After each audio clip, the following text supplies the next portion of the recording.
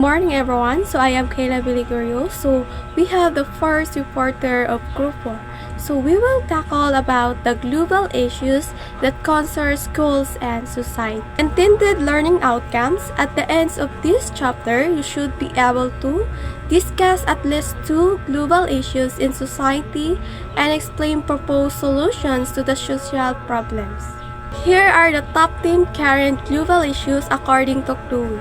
So number 1 is climate change, pollution, violence, security and well-being, lack of education, unemployment, government corruption, and malnourishment and hunger, substance abuse, and terrorism. So here are the 17 Sustainable Development Goals for the period 2015-2030. So number 1, end poverty in all its form everywhere. So for example, kanang cash assistance nga halin sa gobyerno. So di ba dili man all people nga madala siya sa cash assistance. So number 2, end hunger, achieve food security and improve nutrition and promote sustainable agriculture. For example, kanang like feeding program sa mga eskwelahan no para sa mga bata. Number 3, ensure healthy lives and promote well-being for all at all ages, no? Like for example, kanang libre nga bakuna no para sa mga bata, like health center nga may libre or barato nga pulong. Number 4 is ensure inclusive and equitable quality education, promote lifelong learners and opportunities. So the last is achieve gender equality and empower all women and girls. So continuation, the sixth Sustainable Development Goal is to ensure availability and sustainable management of water and sanitation for all. Number 7, access ensure access to affordable, reliable, sustainable and modern energy for all. And number 8, promote sustained, inclusive and sustainable economic growth, full and productive employment, and decent work for all. Number 9 is to build resilient infrastructure, promote inclusive and sustainable industrialization, and foster innovation. Number 10, build inequality within and among countries. Number 11 is make cities and the human settlements inclusive, safe, resilient, and sustainable. Number 12 is to ensure sustainable consumption and production patterns. Number 13, take urgent action to combat climate change and its impact in line with the United Nations Frameworks Convention on Climate Change.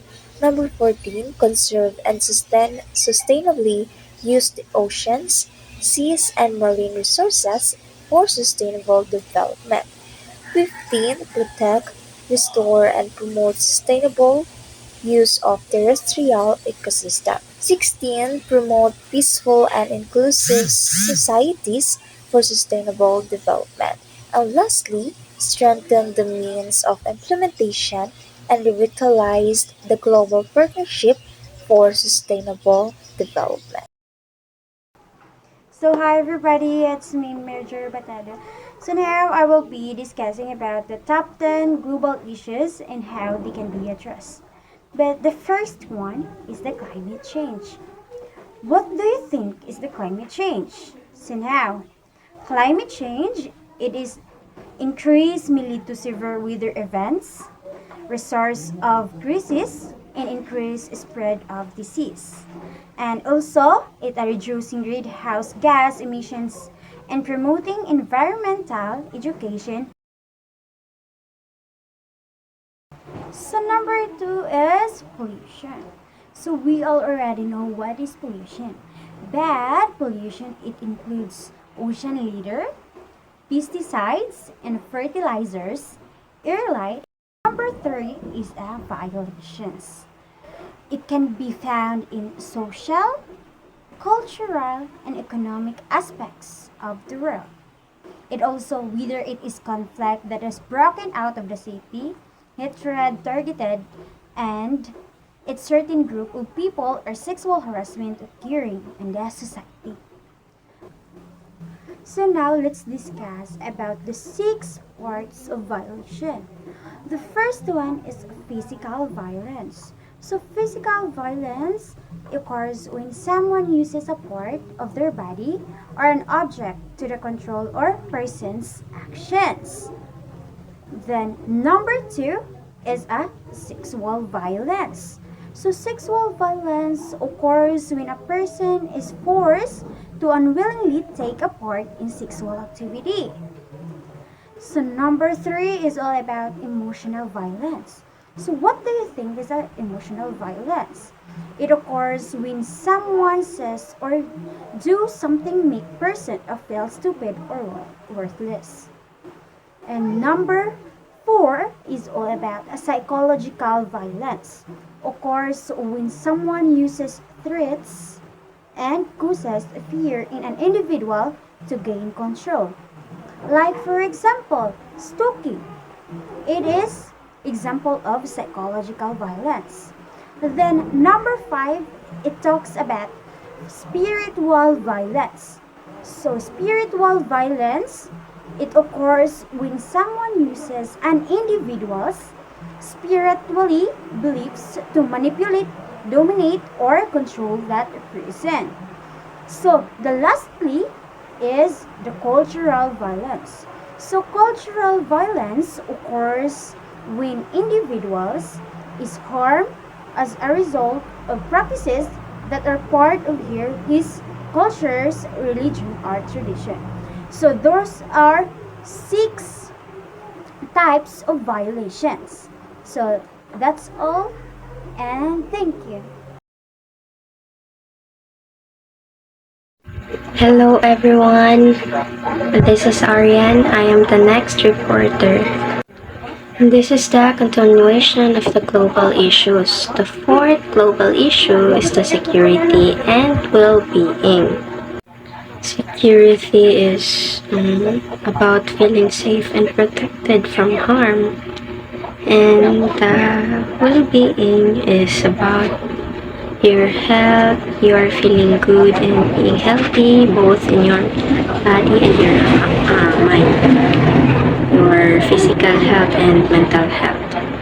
So when we talk about security and well-being, we're talking about creating a world where everyone feels safe, healthy, and has the chance to live a good life. The UN is a perfect example of what should be done to prevent the lack of security and well-being a serious global issue. Through its effort with regional organizations and representatives that are skilled in security, the UN is working toward increasing the well-being of the people throughout the world. Muna siya example sa security and well-being. So, the main point is that the UN is actively trying to improve people's lives worldwide. Ang example sa security and well-being kay personal security like mga CCTV cameras. By using CCTV cameras, maka-feel ka nga safe ka sa inyong balay kay wala ni mga magtangka nga kawatan or unsa kay madlok sila kay may CCTV makita ilahang now. The next global issues of the world is the lack of education, meaning limited or no access to formal schooling. So, more than 72 million children throughout the globe that are of the age to be in primary education are not enrolled in school. This can be contributed to inequality and marginalization as well as poverty. May mga organizations man sad nga ni-help para maiwasan na to ang lack of educations like DepEd, CHED, UNESCO, UNICEF, and many to mentions na mga organizations. The Philippines has made a significant progress in functional literacy during 2013 kay 90.3 Filipinos aged 10 to 64 years old were functional literate. So, murag 9 out of 10 Filipinos in that age kay functional literate na. When we say functional literate, PI kay it is the ability to read, write, and count. Magamit din nato sa atuang everyday life. The next global issue is the unemployment. Walay trabaho or unemployed.